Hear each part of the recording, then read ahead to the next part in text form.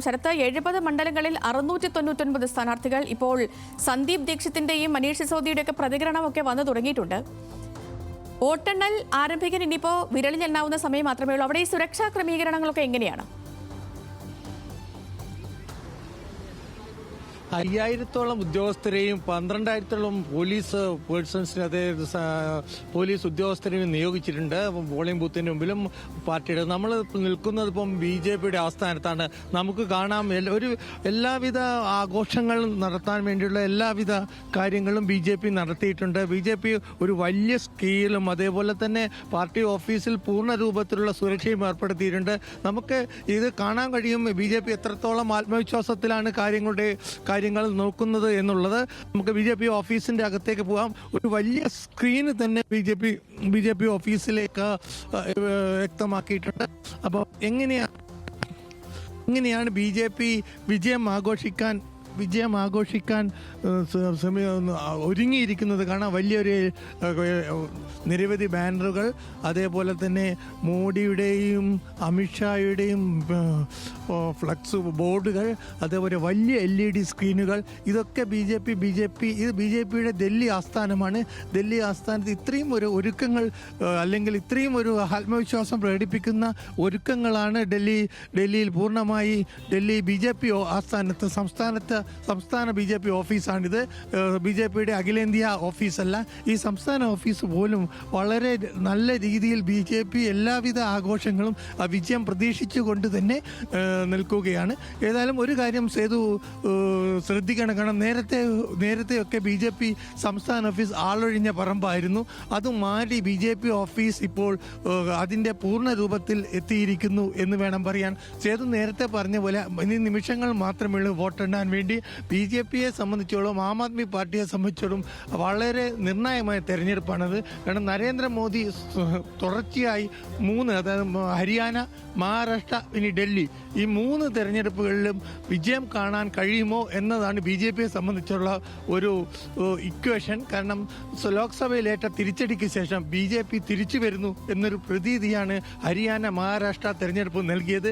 ഡൽഹി കൂടി ആകുമ്പോൾ അത് പൂർണ്ണമാകും. ഇതാണ് BJPയെ സംബന്ധിച്ചിടത്തോളം ഡൽഹി നിർണായകമാവുന്നത്.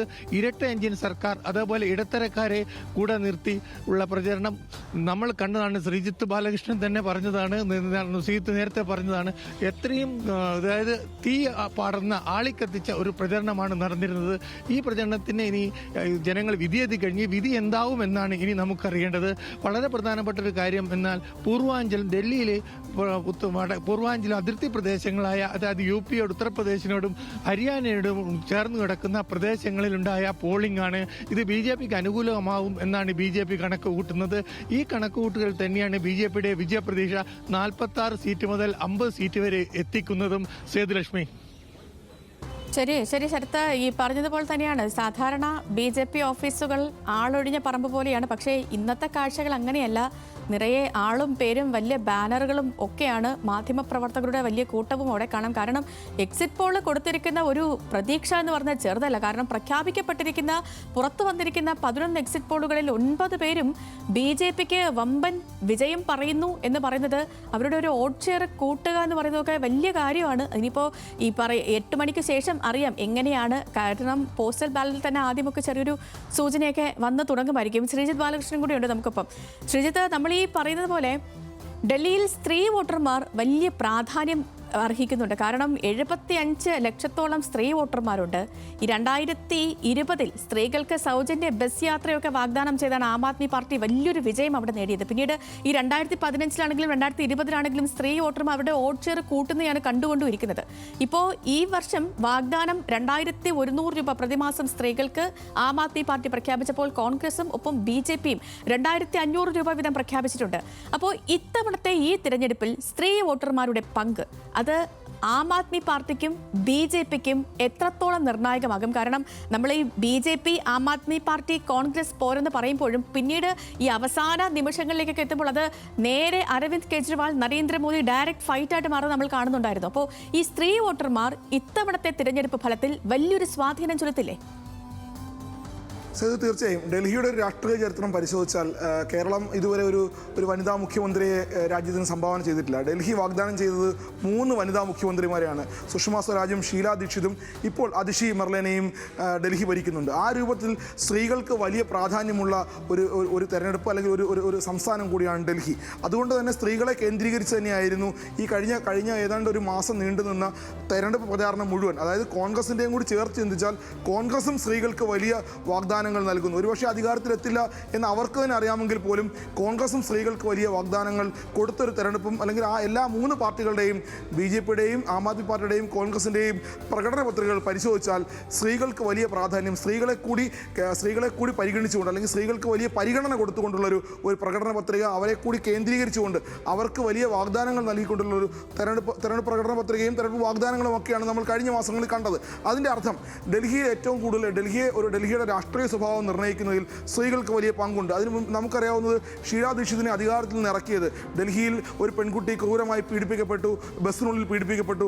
അതിനുശേഷം ഉണ്ടായ വലിയ പ്രതിഷേധങ്ങൾ, ആ പ്രതിഷേധം ഡൽഹിയിൽ സ്ത്രീകൾ സുരക്ഷിതരല്ല എന്ന വലിയ പ്രചരണം ആം ആദ്മി പാർട്ടിയും BJPയും നടത്തുകയുണ്ടായി. അതിൻ്റെ ഗുണമാണ് അതിനുശേഷം ഈ കഴിഞ്ഞ വർഷങ്ങളിലൊക്കെ ആം ആദ്മി പാർട്ടി അനുഭവിക്കുന്നത്. അതായത് ആം ആദ്മി പാർട്ടി അധികാരത്തിൽ എത്തിച്ചു തന്നെ ഡൽഹിയിൽ സ്ത്രീകൾക്ക് സുരക്ഷയില്ല എന്നൊരു പ്രചരണമാണ്. ആ പ്രചരണം കൂടി ഇപ്പോഴും ആ പ്രചരണത്തിന് വലിയ വില ഡൽഹിയിലുണ്ട്. കാരണം ഡൽഹിയിൽ ഇപ്പോഴും സ്ത്രീകളുടെ സുരക്ഷയെ സംബന്ധിച്ച് വലിയ ചർച്ചകൾ, വലിയ പ്രത്യാരോപണങ്ങൾ ഒക്കെ നടക്കുന്നുണ്ട്. അതുകൊണ്ട് സ്ത്രീകളുടെ സുരക്ഷ, സ്ത്രീകൾക്ക് ആവശ്യമായ ആനുകൂല്യങ്ങൾ, അത് ഗ്യാസ് സിലിണ്ടർ ആകട്ടെ, പെൺകുട്ടികളുടെ വിദ്യാഭ്യാസമാകട്ടെ അടക്കം സ്ത്രീകൾക്ക് അല്ലെങ്കിൽ പ്രായമായ മുതിർന്ന സ്ത്രീകൾക്ക് നൽകുന്ന ഓണറേറിയം, അത് ഓണറേറിയം എന്ന് തന്നെ പറയേണ്ടി വരും. കാരണം പ്രായമായ സ്ത്രീകൾക്ക് 3 പാർട്ടികളും വലിയ വാഗ്ദാനങ്ങൾ നൽകിയിട്ടുണ്ട്.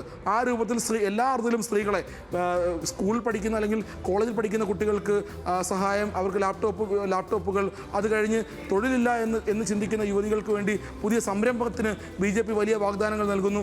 ഈ രൂപത്തിൽ അതായത് 18 വയസ്സ് തികയുന്നത് മുതൽ ഈ 70 വയസ്സ് വരെയും അല്ലെങ്കിൽ 70-80 വയസ്സ് വരെയുമുള്ള എല്ലാ സ്ത്രീ വോട്ടർമാരെയും പരിഗണിച്ചുകൊണ്ടുള്ള ഒരു പ്രകടന പത്രികയാണ് 3 രാഷ്ട്രീയ പാർട്ടികളും നൽകിയിട്ടുള്ളത് അല്ലെങ്കിൽ പുറത്തിറക്കിയിട്ടുള്ളത്. അതിൻ്റെ ഏറ്റവും വലിയ കാരണം സേതു പറഞ്ഞതുപോലെ ഡൽഹിയിൽ സ്ത്രീകൾക്ക് വലിയ പ്രാധാന്യമുണ്ട്. സ്ത്രീ വോട്ടർമാർ എണ്ണത്തിൽ കൂടുതലാണ്. അതുമാത്രമല്ല ഡൽഹിയുടെ രാഷ്ട്രീയം നിശ്ചയിക്കുന്നതിൽ സ്ത്രീകൾക്ക് വലിയ പങ്കുണ്ട്. ഞാൻ നേരത്തെ പറഞ്ഞ പോലെ ഷീലാ ദീക്ഷിതും അല്ലെങ്കിൽ സുഷമ സ്വരാജും ഇപ്പോൾ അതിഷി മെർലേനയും ഒക്കെ ഡൽഹി ഭരിക്കുന്നത് സ്ത്രീകൾക്ക് വലിയ പ്രാധാന്യം രാജ്യതലസ്ഥാനത്തുണ്ട്. സ്ത്രീകളുടെ സുരക്ഷയെ സംബന്ധിച്ച് ഏറ്റവും വലിയ ചർച്ചകൾ നടന്നിട്ടുള്ളത് ഡൽഹിയിലാണ്. ഈ അർത്ഥത്തിൽ സ്ത്രീകൾക്ക് വേണ്ടിയുള്ള അല്ലെങ്കിൽ സ്ത്രീ വോട്ടർമാരെ കൂടി ലക്ഷ്യമിട്ടുകൊണ്ടുള്ള സ്ത്രീ വോട്ടർമാർക്ക് വലിയ പരിഗണന നൽകിക്കൊണ്ടുള്ള തെരഞ്ഞെടുപ്പ് വാഗ്ദാനങ്ങളും പ്രചരണങ്ങളും എല്ലാ കാലവും ഡൽഹിയിൽ ഉണ്ടാകാറുണ്ട്. ഇത്തവണ അതിൽ കൂടുതലാണ്. കാരണം ഈ വോട്ടർമാരെ എങ്ങനെയും സ്വാധീനിക്കുക അല്ലെങ്കിൽ സ്ത്രീ വോട്ടർമാരാണ് ഒരുപക്ഷെ ഡൽഹിയുടെ രാഷ്ട്രീയം നിശ്ചയിക്കുക എന്ന് വ്യക്തമായി അറിയാവുന്ന 3 രാഷ്ട്രീയ പാർട്ടികളും അവർക്ക് വേണ്ടി തന്നെയാണ് ഏറ്റവും വലിയ പ്രചരണം അയച്ചിട്ടുള്ളത്, ഏറ്റവും വലിയ വാഗ്ദാനങ്ങൾ നൽകിയിട്ടുള്ളത്. സേതു, ശരത്ത്, ക്രമീകരണങ്ങളൊക്കെ പൂർത്തിയായി വോട്ടെണ്ണൽ ആരംഭിക്കും. ഇഞ്ചോടിഞ്ച് പോരാട്ടമാണോ അതോ ഏകപക്ഷീയമായ ഒരു വിധി നിർണയത്തിലേക്ക് എത്തുമോ എന്നതിലാണ് ഇനി ചോദ്യം നിൽക്കുന്നത്.